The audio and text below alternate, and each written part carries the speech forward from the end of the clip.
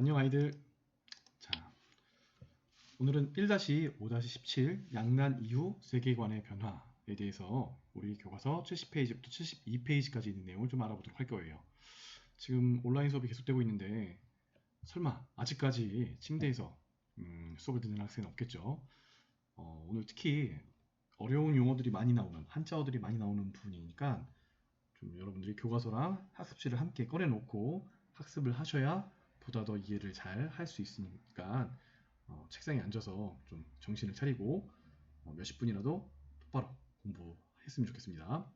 자, 그러면 오늘 배울 내용의 첫 시작 부분에 이렇게 나와 있죠. 양난 이후 세계관의 변화라는 주제였고, 양난은 지난 시간에 배웠던 임진왜란과 정묘호란, 병자호란, 호란을 가리키는 말인데, 보통 조선이 500년이 지속됐다면 그 중에 절반으로 조선 전기와 후기로 잘라서 버린다고 할 때 보통은 그 기준점이 되는 사건이 양난이에요. 외란과 호란을 기준점으로 삼아서 조선 전기와 조선 후기로 나누고 있고, 이렇게 나눌 수 있는 가장 큰 이유 중에 하나는 그만큼 양난 이후에 조선 사회가 크게 변화했기 때문이다 라고 말할 수 있습니다. 자, 오늘 그런 변화 중에 사람들의 관념 속, 머릿속에 있는 여러 가지 세계에 대한 관점이 어떻게 변화하게 되는지 보도록 할 거예요. 자, 교실 열기를 보면 오른쪽 동골도에 그려진 대보단의 모습이다. 1704년 숙종 30년에 세운 대보단은 임진왜란 때 조선에 군대를 파견하였던 명예 황제 신종을 추모하기 위해 쌓은 재단이다. 이 재단은 조선 정부가 여전히 명과의 의리를 중요시하고 청에 불복하는 뜻을 가졌음을 보여준다. 그래서 한편으로는 여전히 병자호란 이전의 생각을 가지고 있지만, 또 한편으로는 그러나 화이론에 입각한 이러한 세계관도 점차 변화가 나타나기 시작하였다라고 해서, 과연 오늘 배울 내용은 어떤 변화가 나타났는가를 볼 건데, 아마 이런 변화를 보게 될 거예요. 명나라를 중심으로 했던 중화와 오랑캐를 구분하는 세계관에서 벗어나서 청나라의 문물을 수용하자는 북학론이 등장했다라는 사실을 중점적으로 보도록 할 겁니다. 자, 그러면 이제 본격적인 내용으로 들어가면 화이론적 세계관의 동요라고 되어 있는데, 오늘은 아마도 한자가 너무 많이 나와서 교과서를 좀 같이 읽으면서 여러분과 함께 하는 것이 도움이 될 것 같습니다. 자, 그래서 교과서를 좀 펼치고, 교과서 70페이지죠. 자, 그래서 중단은 화이론적 세계관의 동요라고 되어 있는데, 여기서 말하는 화이론의 화는 중화할 때 화자예요. 여기 있죠? 그래서 중자는 보통 중국을 가리키고, 읽어볼까요? 오랑캐와 대비되는 개념으로 한족이 자민족, 자기 스스로를 지칭하는 표현이다. 그래서 중국 한족들이 스스로를 중화민족 이렇게 표현하고 있고, 중국 고대로부터 한족은 자민족을 중심으로 여기고 그 외의 민족을 오랑캐로 여겼다. 뒤에 있는 이자가 오랑캐 이자거든요. 그래서 화자는 찬란한 화자고, 중국 한족들이 스스로는 찬란한 민족인데 자기 주변에는 전부 다 오랑캐다라고 해서 세계를 양분화해서 인식하고 있었어요. 우리는 중하고 나머지는 오랑캐, 이런 식으로. 자, 그러한 인식의 중요한 이론을 만들었던 것이 바로 우리가 지난 시간에 봤던 성리학입니다. 그래서 내용으로 들어가면 조선은 성리학적 명분론을 중요시하는 나라였다. 성리학을 바탕으로 둔 명분론, 이게 이름 명자에 나눌 분자거든요. 그래서 보면 각자의 명목, 이름에 맞추어서 본분을 지켜야 한다는 사상이다. 명분론에서는 왕과 신하, 부모와 자식, 양반과 상민, 주인과 노비, 그리고 여기 써있지 않지만 남과 여, 중화와 오랑캐 등 상하의 위계를 사회 질서 유지의 원리로 여겼다는 거예요. 그러니까 기본적으로 성리학이 가지고 있는 사상 중에 하나는 뭐냐면 평등이 아니에요. 태어날 때부터 나뉘어져 있다. 그 나뉘어져 있는 그대로 자신의 신분, 지위, 위치에 맞춰서 행동을 해야 된다라는 것이 성리학적 명분론입니다. 대외관계에서 명분론은 명을 중심으로 중화와 오랑캐를 구분하는 화이론으로 자리 잡았다. 무슨 말인지 알겠죠? 중화와 오랑캐로 양분, 명분으로 나누는 것이 바로 화이론이고, 화이론적 세계관 속에서 조선의 지배층은 자신들이 중화 문명을 가장 훌륭하게 전수받은 소중화라고 자부하였다. 즉 중화가 가장 우수한데 조선의 지배층들은 중국의 중화 다음으로 그들의 문화를 가장 잘 이어받은 것이 바로 우리다. 그래서 우리는 작은 중화다, 소중화다라고 스스로 자부했다는 거예요. 이러한 인식은 역사서 편찬에서도 드러나는데 16세기의 사림은 사림 단군보다 그 단군 왕검이요. 단군보다 기자를 더 높이 숭상하면서 기자는 누구지? 기자는 중국 고대 상왕조 사람인데 중국 역사서에 보면 기자가 상나라가 멸망한 다음에 고조선으로 망명해서 주나라 황제가 기자를 고조선의 왕으로 봉하였다라는 기록이 있는데 지금은 역사적 사료를 찾아봤을 때 잘못된 것이라고 보이고 실제 기자는 고조선까지 들어오지 않은 것으로 여기고 있어요. 하지만 조선시대 사람들은 이 당시 기자가 우리나라에 와서 중화 문명을 우리에게 전수해 주었기 때문에 매우 중요한 인물이다 라고 생각하고 있었어요. 그래서 단군보다 기자를 더 높이 숭상하면서 기자가 만들었다는 기자조선에 대한 연구를 심화했대요. 대표적인 사례가 이의 기자실기는 그 대표적인 저술로 사림의 존화주의적 세계관을 보여주고 있다. 이 화자는 또 그 화자예요. 화 나오면 중화의 화자, 바로 중국 한족들을 말하고 중국 한족의 문명을 말하고 존자는 존중하다, 존경할 때 그 존자예요. 그래서 중화를 존중하는 세계관을 가지고 있었다는 겁니다. 이게 기본적인 조선 왕조 지배층인 양반 사대부들의 머릿속에 있었던 세계관이에요. 그런데 변화가 생깁니다. 언제? 청의 성장과 명예의 쇠퇴는 화이론적 세계관에 어떤 영향을 미쳤을까요? 조선이 바로 이 사건이죠. 병자호란에서 패하여 언제였어요? 1636년. 그동안 오랑캐라 여겨왔던 청과 군신 관계를 맺고 이후 명이 멸망하면서 화이론적 세계관은 큰 도전에 부딪혔다. 그러나 인조와 서인 세력은 오히려 화이론을 강화하여 전쟁의 책임을 회피하고 정권을 유지하려 하였다. 인조와 서인 세력? 인조가 왕이 된 사건 있죠. 광해군을 쫓아내고 인조 반정. 그 인조 반정을 이끌었던 사람 서인 세력들 무엇을 비판해요? 광해군의 중립 외교를 비판했었죠. 그래서 이들이 내세웠던 정책 친명 배금 정책. 그래서 전쟁이 일어났죠. 정묘 호란, 그 뒤를 이어 병자 호란. 전쟁에서 졌죠. 그래서 전쟁에서 진 책임을 물어야 되는데 그 책임을 회피하기 위한 목적에서라도 우리를 침략해서 사실상 우리를 굴복시킨 청나라는 오랑캐고 우리는 소중하다라는 것을 강조해서 화이론을 강화하여 전쟁의 책임을 회피하고 정권을 유지하려 하였다는 겁니다. 그 결과 청은 중화문명의 계승자가 아니며 나중에 지금 명나라 멸망했잖아요. 1644년에 멸망을 하거든요. 이 명나라가 멸망한 다음에는 명나라가 가지고 있던 중화라고 하는 찬란한 문명의 민족은 바로 우리가 가지고 있다.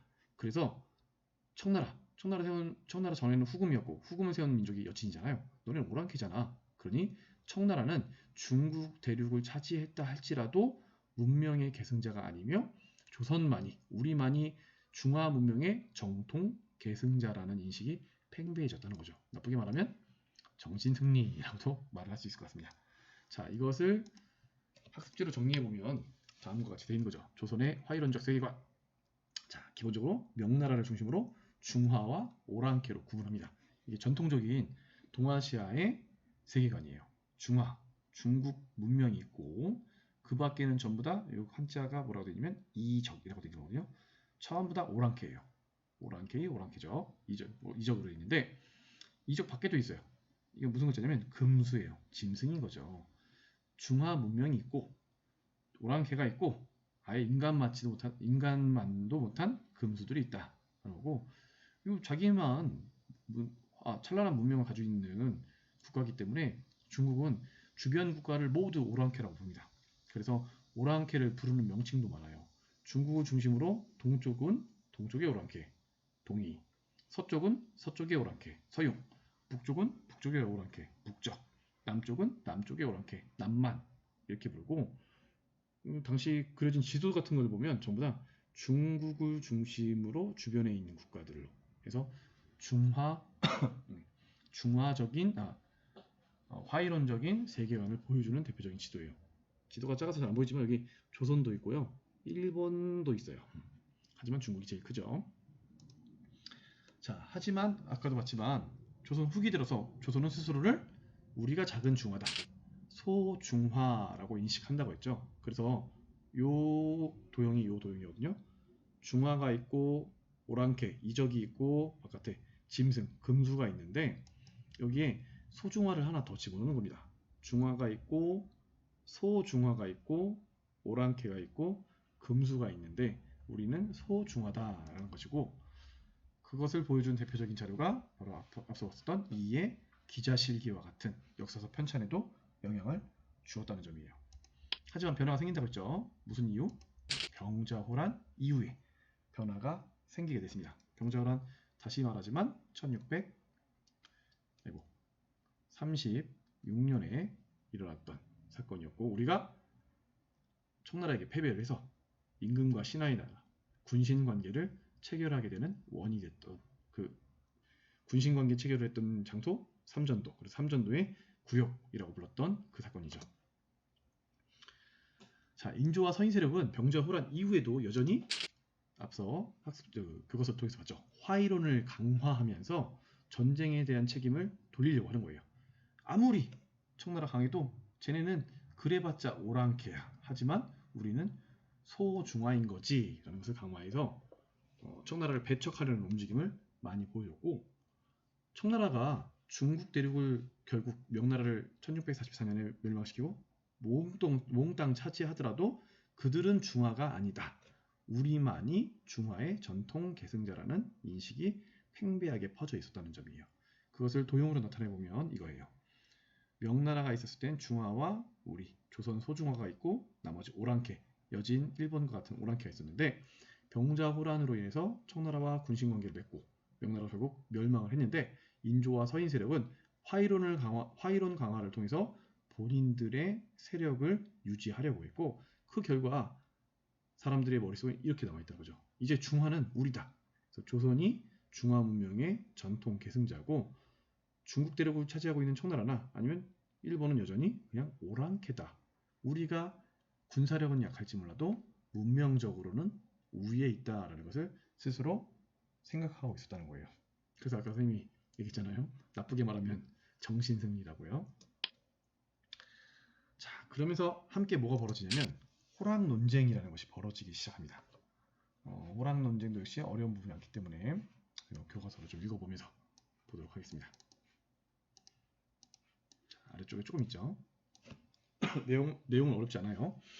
화이론이 강화되는 분위기 속에서 충청도 지역의 노론 학자와 호론, 서울 지역의 노론 학자, 낙론들은 인간과 짐승의 본성에 대한 논쟁을 벌였다. 이를 호락 논쟁이라고 한다.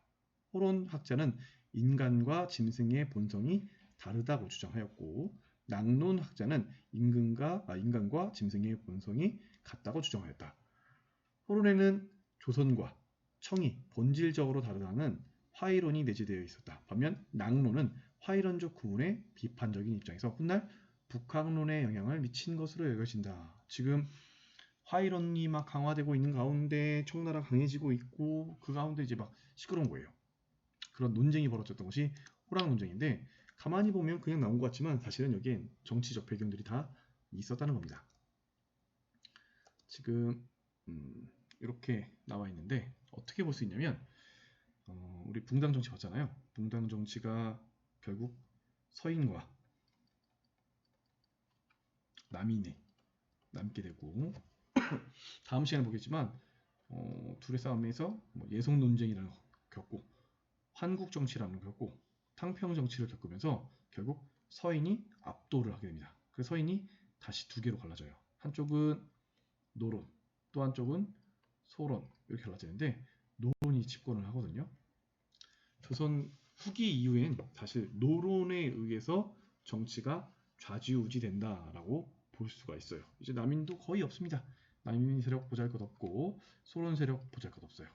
자, 근데 노론 세력, 이거 이렇게 설명을 또 해볼까? 자, 우리 한반도예요. 선생님이 또 지도를 잘 그려가지고 우리 동인과 서인으로 나뉜다고 할 때 동인 학자들은 주로 이쪽 지방이 있었어요. 영남지방. 반면에 서인 학자들은 이쪽 지역에 많았습니다. 여기 호서 호남지방 그리고 경기지방까지 합쳐서 여기는 기호지방 이렇게 불러요. 자, 그런데 결과적으로 동인과 서인의 싸움에서 동인이 패배를 하죠. 동인 속에서 북인과 남인이 나왔는데 얘가 동인이었죠 원래. 그런데 북인이 광해군이 실격하면서 사라졌고 남인도 그 이후 힘을 찾을 수가 없습니다. 그래서 영남지방의 양반들은 뭐 고위직에 올라갈 수가 없어요. 대부분 다 그냥 고향에서 지내고 있습니다. 조금 경기도 지역의 일부에 살고 있는 동인들 계통, 남인 계통의 사람들이 있지만 힘이 별로 없어요. 이제 모든 힘은 바로 서인, 그 중에서도 노론이 차지하게 되는데 이 노론 중에서 더욱더 많은 권력을 지니고 있는 사람들은 주로 서울에 거주를 하게 됐고 반면에 노론 중에서도 이제 워낙 얘네들이 짓고 나니까 세력이 다시 갈리는 거예요. 어떤 사람들은 권력을 갖지 못하고 남부지방에 사는 거예요. 근데 전라도 지역보다는 어디에 많았냐면 호서지방이 많았대요. 호서지방. 여기 기호도 그 뜻이에요. 경기도와 호서 호남 지방을 말해요. 경기는 뭐 말할 필요 없겠죠. 서울 경자에 가까우기 때문이니까 서울 가까운 지역이고 호는 어느 지명을 뜻하는데 확실치 않고 벽골제가 있는 김제 부근 또는 충북 지역에 충북에서 충남을 흐르는 금강이라는 강이 아마 호서 호남의 호자에 기원이지 않을까라고 생각을 하고 있거든요. 그래서 금강 서쪽이라고 해서 호서 지방은 충청도를 말하고 금강 남쪽이라고 해서 전라도 지방은 호남 지방이라고 이렇게 불러요. 많이 들어봤죠?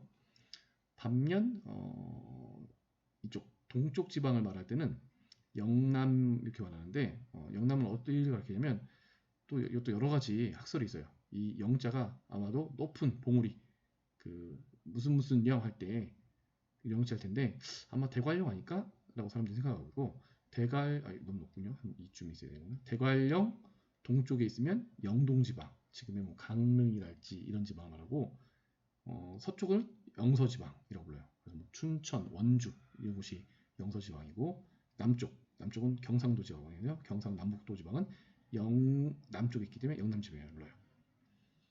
그냥 상식적인 이야기고요. 자, 어쨌든 이 지역 사람들이 힘이 없고 이 지역 사람들이 조선 후기에 막강한 권한을 지닙니다. 그 중에서도 특히 서울에 살고 있는 양반들이 노론의 후손들이 막강한 힘을 지녀요. 서울이잖아요. 근데 대대로 서울을 뜻하는 다른 명칭들이 있어요. 중국에서 오랫동안 서울로서 수도로서의 기능을 했던 지역들 예를 들면 어떻게 있냐면 장안이 있고요. 또 어디가 있냐면 낙양이 있어요. 그래서 장안이나 낙양은 어떻게 보면 우리의 서울을 수도를 가리키는 말로 자주 번역됐었습니다. 그래서 이 낙자가 서울 낙자예요. 그래서 낙론이에요. 여기 있죠.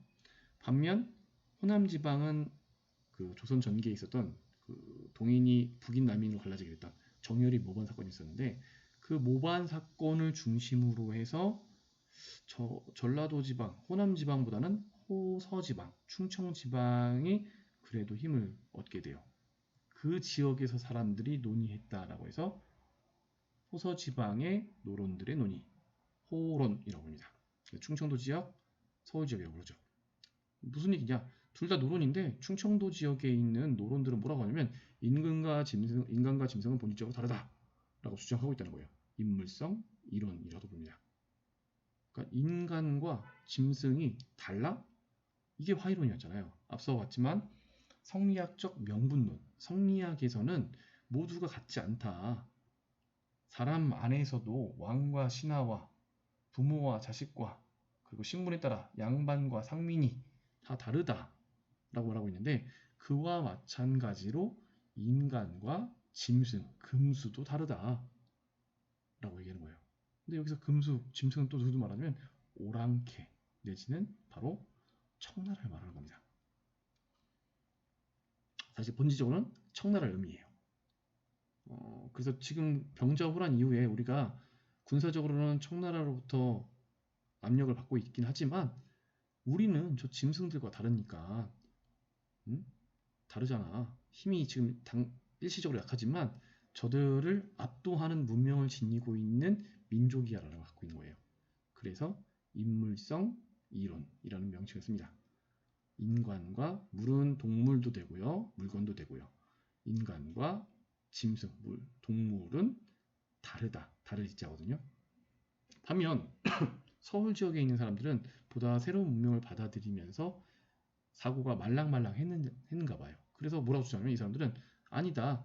인간과 짐승은 결과적으로는 같은 성질을 지니고 있다. 그래서 인물성 동론이라고 불러요. 이게 별 필요 없어 보이는 논의처럼 보이기도 하지만 사실은 이게 이런 관념을 가지고 있으면 사람의 그 가지고 있는 관념, 신념에 따라 그 이후의 행동들이 나타나게 되거든요. 그래서 호론 지방의 사람들은 아주 강력한 인물성 이론이라는 생각, 화이론적 세계관을 가지고 있기 때문에 이 이후에 병자호란 이후에도 끊임없이 우리가 일시적으로 오랑캐보다 약하지만 저것들은 짐승이기 때문에 짐승들을 공격해야 돼, 정벌해야 돼라는 북벌론으로 이어질 거예요. 그리고 나중에 더 나가면 뭐 의병 활동으로 이어질 거예요. 반면에 낭몬 지방 사람들은 그래도 우리가 오랑캐라 봤던 민족이지만 사실은 우리와 다를 게 없다. 본성은 같다라고 주장하니까 본성이 같다면 그들의 좋은 것도 배워와야 하는 거 아니야? 라고는 북학론으로 계승될 수 있다는 점입니다. 뭐 역사에서는 이렇게 깊이 안 들어가고 그냥 이 정도까지만 볼 거고 아마 여러분들이 2학년 때 고전과 윤리? 아니 그건 3학년 때인가? 윤리와 사상을 배우게 되면 이쪽 부분이 좀 들어갈 거예요. 호락 논쟁은 굉장히 중요한 동양 철학에서의 사상적 논쟁이거든요. 그때 좀 깊이 보면 되시고 일단 우리는 이러한 관념이 역사 속에서 어떻게 영향을 미치는지 보는 것이 중요합니다. 자, 그래서 북벌론과 북학론인데 역시 교과서를 먼저 보고 학습지를 정리하도록 합시다. 자, 북벌론과 북학론. 병자호란 이후 조선에서는 청나라를 정벌하여 명나라에 대한 의리를 지키자는 앞서 봤던 북벌론이 전개되기 시작해요. 그러나 조선이 막강한 국력을 갖춘 청과 전쟁을 수행한 것은 현실적으로 무리였고 결국 북벌론을 주도하던 효종이 죽고 난 뒤 북벌론은 점차 쇠퇴하였다. 효종이 누구 아들이냐면 인조의 아들이에요. 인조가 죽은 다음에 그의 아들 효종이 왕위에 오르게 되는데 나중에 시간 되면 이 효종의 두 아들 소현세자와 나중에 효종이 되는 복림대군 얘기를 다시 하게 나올 테지만 어쨌든 두 번째 아들이었던 복림대군이 왕이 되면서 그 왕에게 붙여진 명칭이 효종이에요. 이유는 효도의 효조예요. 누구의 효도예요? 자기 아버지에게 효도하고 싶은 거예요. 자기 아버지 인조 병자호란의 치욕을 받았으니까 그 치욕을 갚아주려고 하는 노력을 했기 때문에 효종이라는 왕호를 받게 된 겁니다. 하지만 효종이 죽고 나서 북벌론은 점차 쇠퇴하였고 한편 청나라는 갈수록 국력이 강성해졌고 기존 만주족 문물의 토대 위에 중국 한족의 문물 여기에 서양의 문물까지 받아들여 문화가 크게 융성하였다. 그러니까 지금 관념에서 보면 만주 지역에 살고 있는 중국인도 중국인, 대륙 한복판에 살고 있는 중국인들도 그냥 중국인이지만 이 당시까지만 해도 나뉘고 있는 거예요. 원래 전통적으로 명나라나 그 전에 진나라, 중국 한나라를 만들었던 전통적인 한족이 있고 북방에 있는 유목민족들, 우리 고려 나올 때 배웠던 거란족이나 여진족이나 이런 민족이 있었다는 거죠. 근데 이제 여진족이 세웠던 후금이 나라 이름 바꿨던 청나라가 전체를 지배하게 됐는데 그들이 자기 문물의 토대 위에다가 중국 한족의 문물과 서양의 문물까지 받아들여서 크게 발전을 시켰다고 합니다. 근데 갑자기 만주족이 나왔죠. 이 만주족에 대한 설명은 아래쪽에 있어요. 청왕조를 건국한 집단으로 여진족의 후신이다. 그러니까 여진족이 이름을 바꾼 거예요. 후금의 국호가 청으로 바뀌면서 여진족은 만주족이라는 종족명을 사용하게 됐다. 이렇게 한 번 바꾼 게 아니라 그 전에 부르는 명칭도 있어요. 혹시 발해 나올 때 나오는 발해의 지배층은 고구려인, 피지배층은 말갈인이라고 하는데 그 말갈이 바로 이 사람들이에요.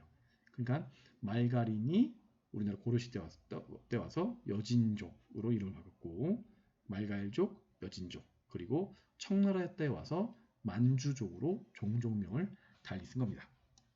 계속 이어서 보면 병자호란 이후 조선은 청해, 연행사라는 사절을 파견하였는데 연행사 일행 중에는 청해의 모습을 실제 목격하고 화이론적 세계관의 한계를 자각한 이들도 있었다. 이들은 18세기경 청나라에 문물을 수용해야 한다라는 북학론을 제기하였다. 북쪽에 있는 청나라를 공격하자, 북벌이 아니라 북쪽에 있는 청나라를 배우자라는 논의가 나타났다는 거고, 오늘 배울 내용의 핵심 중에 하나예요. 북벌론과 북학론. 좀 이따 다시 보고요. 이처럼 병자호란 이후 조선사회는 성리학과 화이론만으로는 해석할 수 없는 변화에 직면하였고, 이에 성리학뿐만 아니라 다양한 사상을 모색하여 현실 문제를 해결하려는 이들이 등장했는데, 조선 후기에 나타난 이들의 학문 동향을 뭐라고 부르냐면 실학이라고 부릅니다. 실학 중요하죠. 중학교 때 배웠던 것 같죠? 실학자들의 관심은 농민생활 안정, 상공업 진흥, 국학 진흥, 우주관의 재정립 등 다방면에 걸쳐 있었다라고 하면서 끝이 나게 됩니다. 한번 이 부분을 좀 보면, 먼저 북벌론과 북학론. 북벌론은 청나라를 정벌해서 명과의 의리를 지키자는 주장이었는데 효종 이후에 쇠퇴하게 되었고, 아까 얘기했죠. 효종 누구의 아들이냐면 인조의 아들이에요. 인조. 이 사람 인조 반정의 그 사람. 친명배금 정책 써서 서인들의 세력을 등에 업고 인조 반정으로 왕이 됐지만 친명배금 때문에 정묘호란, 병자호란을 당하고 삼전도의 굴욕은 바로 이 사람이 당한 겁니다. 우리 민족 전체가 당한 거기도 하지만 이 인조의 두 아들 소현세자와 복림대군이 있었는데 두 사람 모두 다 청나라의 인질로 끌려갔다 왔고, 소현세자는 인질생활 끝나고 오자마자 몇 달 후에 죽습니다. 그래서 그의 인조의 두 번째 아들이 복림대군이 왕세자 자리에 올랐다가 왕이 되니 이 사람이 효종이에요. 아버지의 치욕스러움도 받고 본인도 청나라로 인질생활을 했기 때문에 청나라에 대한 복수를 하겠다라고 해서 북벌론을 내세웠지만 실질적으로 실현 가능하지 않았기 때문에 북벌론, 실제 북벌하지 않았고 북벌론, 논의에만 그쳤다라는 것이고, 효종이 죽고 나서는 이마저도 제대로 논의가 잘 되지는 않습니다. 반면 청나라의 문물을 수용해야 된다라는 주장을 북학론이라고 부른다고 했었죠. 그래서 청의 문물 국력과 문화적 역량을 융성하기 때문에 배워야 된다는 것이고, 특히 연행사 일행이 청나라의 실제 모습을 목격하면서 화이론적 세계관의 한계를 자각했다고 합니다. 그래서 연행사 나오는데 청나라로 갔던 사절단을 연행사라고 불러요. 그러면 명나라로 갔던 조공사절단도 있겠네. 명나라로 갔던 사절단은 천자국을 보러 가기 때문에 조천사라고 불러요. 조선에서 천자의 아들, 천자, 그 황제를 만나러 가기 위해서 파견되는 사절단이에요. 조천사라고 부르는데 청나라 황제한테는 천자 이렇게 명칭을 쓰고 싶지 않았나 봐요. 그래서 우리 어디 가냐면 연경가라는 표현이에요. 연경에 갔다 오는 사절단이에요. 연경은 뭐냐? 연경은 지금의 청나라의 수도이자 지금의 수도이기도 한 베이징이에요. 왜 연경이라고 부르냐? 과거에 춘추 전국 시대 때 수많은 나라들이 있었는데 춘추 시대 때 강국이었던 연나라의 수도가 지금의 베이징이었거든요. 그래서 연나라의 수도, 연경이라는 뜻을 가지고 있는 겁니다. 그러니까 명칭 하나하나에서도 당시 사람들이 어떤 생각을 가지고 있는지를 한번 유추해 볼 수 있다는 거예요. 자, 그러면 북벌론과 북학론이 각각 어떻게 차이가 있느냐? 북벌론을 내세우는 가장 대표적인 인물은 송시열입니다. 바로 효종 때 대표적인 신하이자 조선왕조실록에서 그 이름이 가장 많이 나온다는 사람이에요. 북벌론과 큰 연관이 있다라고 보이고 있고, 노론의 중심 인물입니다. 앞에 봤잖아요. 노론이 결국 권력을 차지한다고 다시 나오겠지만 그 노론의 가장 핵심 인물이 송시열이에요. 뭐라고 말하냐? 우리나라는 실로 명신종 황제의 은혜를 입어 임진왜란 때 나라가 다 폐허가 되었다가 다시 보존되고 백성이 거의 죽었다가 다시 소생하였으니, 임진왜란 때 우리 다 죽었다. 그래서 우리나라 나무 한 그루와 풀 한 포기와 백성의 털럭 하나하나, 머리카락 하나하나에도 황제, 여기서 황제는 중국 명나라 신종, 은혜가 미치는 바 아님이 없습니다. 모든 것들이 다 명나라 황제의 은혜라는 거죠. 그런즉 오늘날에 있어 원통 분통해야 하는 자가 천하에 들어도 누가 우리만 하겠습니까? 우리가 정말 청나라한테 복수 못하니까 명나라 황제한테 미안해서 원통하고 분통하다라는 얘기예요. 지금 입장에서 보면 좀 잘 이해가 안 되죠. 반면 여기 있는 박제가라는 사람은 북학론의 대표이자 실학자의 대표 인물이기도 합니다. 이 사람이 썼던 책 이름 북학의라는 책 이름이 결국 북학론이라고 하는 일종의 집단을 명칭을 지칭하게 되는 이유가 됐기 때문에 북학파, 북학론의 대표 인물은 박제가라고 보면 돼요. 뭐라고 하냐? 여기 청해에 있는 사람들을 모조리 오랑캐라 하고 중국의 법마저 폐기해버린다면 크게 옳지 않다. 지금 청나라의 여러 가지 문물을 받아들이려고 하는데 사람들이 싫어하는 거예요. 저 오랑캐 걸 못 들어봤냐? 봤냐? 다 없애버리자. 라고 하는데 박제가는 뭐라고 하냐면 진실로 백성에게 이롭기만 한다면 그 법이 비록 오랑캐에게서 나왔다 하더라도 성인은 취할 것이다. 즉 백성에게 도움만 된다면 아무리 우리가 오랑캐라고 불리는 청나라의 문물도 받아들이자라고 주장하는 거고 명을 위해 원수를 갚아주고 우리의 부끄러움을 씻으려면 20년 동안 힘껏 중국을 배운 다음 함께 은흥하여도 늦지 않을 것이다. 뭐 힘도 없는데 청나라 공격한다고 막 하지 말고 우리 명나라에 대한 원수 갚아야 되는데 힘을 먼저 길러야 되니까 20년 동안 힘껏 청나라에게 배운 다음에 그 이후 힘이 길러지면 청나라를 공격할 것인가 말 것인가 이런 의논을 하는 것도 그때 가서도 늦지 않다는 얘기죠. 지금 사람들이 봤을 때는 북벌론보다 북학론이 훨씬 더 현실적으로 다가올 거예요. 하지만 당시 사람들은 좀 다르게 생각할 수도 있었던 거죠. 집권자들은 주로 북벌론에 대한 생각이 강했다면 그다지 힘이 없는 사람들이 더 북학론과 같은 생각을 많이 했을 수도 있습니다. 어쨌든 이 부분이 중요하기 때문에 이 부분 탐구교실 문제가 있어요. 교과서 72페이지 내용이고 재미있는 만화로 되어 있네요. 실학자의 대표 중 한 사람, 북학파의 대표적인 한 사람인 홍대용이라는 사람이 지금 연행사로 청나라의 수도 연경, 베이징을 갔다 온 것을 만화로 그린 겁니다. 연경에 가는 도중 음식점에서 식사를 하였다 가게 주인이 청나라의 풍습인 변발하고 있어 그대의 모습을 보니 중과 다름없구나 라고 농담을 던졌다. 농담인데 뭔가 뼈가 있는 것 같죠. 사실은 비하하는 거죠. 야, 너 그렇게 청나라대로 하니까 뭐 중은 이 당시 조선이 승려 불족제 유학을 굉장히 대접하고 불교를 억압했던 시기이기 때문에 중과 같다라고 하면 정말 큰 비아냥이 되겠죠. 농담이라고 보기에는 아주 불편한 말일 수도 있어요. 그런데 이제 홍대영이 중국 수도인 연경, 지금 베이징에 방문합니다. 연경에 입상하기 전 동학묘에서 관복을 갈아입었는데 이제 중국 황제 만날 거니까 청나라 황제 만날 거니까 그런데 연경에 웅장하고 휘황찬란한 건축물을 보니 내가 인간 세상에 있는 것이 맞는지 의심이 갔다. 건물들이 너무 멋있고 큰 거 아니야? 라고 생각했다는 거예요. 그러다가 연경에 머물면서 천주당, 천주교 성당을 방문하였고 서양 선교사가 망원경을 소개해 주어 태양을 자세히 관찰할 수 있었다. 형태는 분명히 보이는데 전혀 눈이 부시지 않으니 신비로웠다. 서양의 문물 봤는데 지금 청나라는 서양의 문물이 잔뜩 들어와 있네. 와 신기하다. 조선에 없는데 이런 생각했던 거고 당시 호화로운 상점이 많았던 유리창 거리를 구경하면서 서점에 가니 칸칸이 서책이 가득 쌓여 있었는데 그야말로 없는 책이 없었으며 책의 세공이 극히 세밀하였다. 거리에는 안경을 파는 점포, 오색 붕어를 파는 점포 등 다양한 점포가 있었다. 와 놀라워라 라고 끝나고 있는 거죠. 그럼 문제를 한번 보면 1번 연경에 도착하기 전 홍대영이 가게 주인에게 밑줄 친 농담을 던진 이유를 추론해보자. 홍대영도 역시 조선 사람이었기 때문에 조선의 사대부였기 때문에 화이론적 세계관을 가지고 있었던 거죠.